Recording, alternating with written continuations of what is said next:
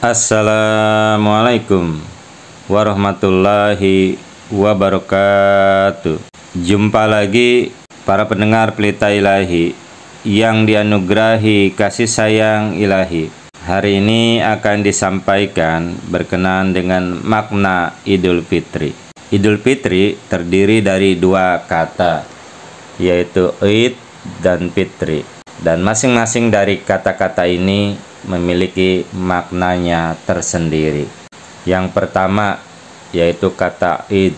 Id berasal dari kata ada ya'udu, yang berarti kembali. Namun ada juga yang mengartikan Id ini sebagai hari raya atau hari terbuka.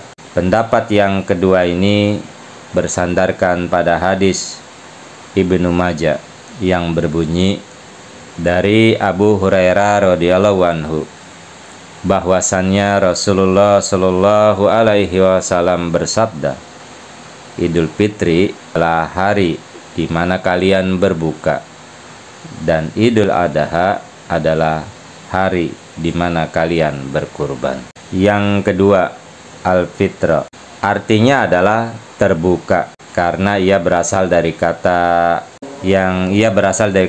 iftar, artinya adalah terbuka setelah berpuasa. Yang kedua adalah Al-Fitra, artinya adalah terbuka, karena ia berasal dari kata iftar, yang memang secara bahasa artinya adalah berbuka setelah berpuasa.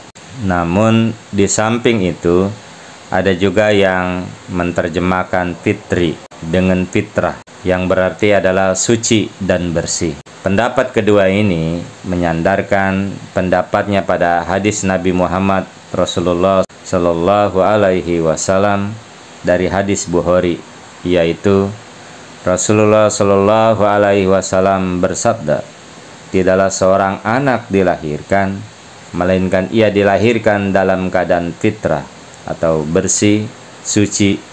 Orang tuanya lah yang menjadikan ia Yahudi dan Nasrani atau Majusi.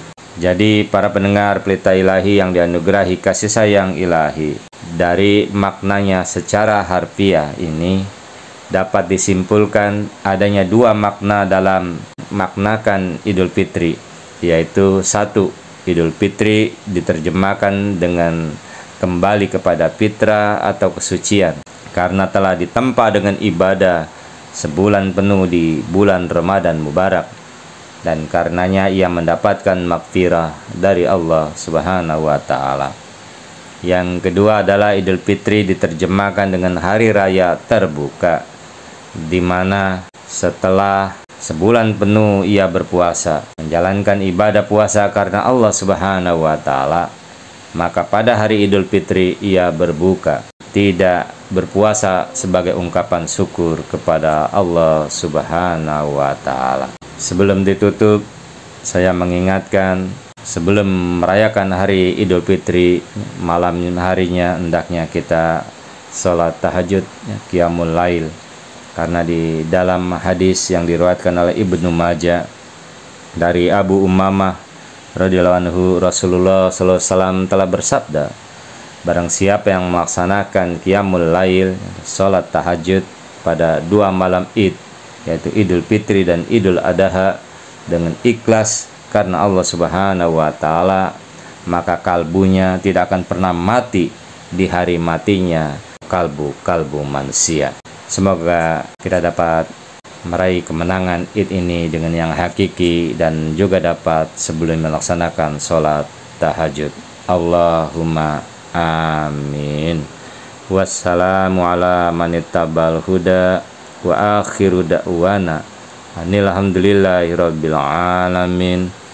Assalamualaikum warahmatullahi wabarakatuh.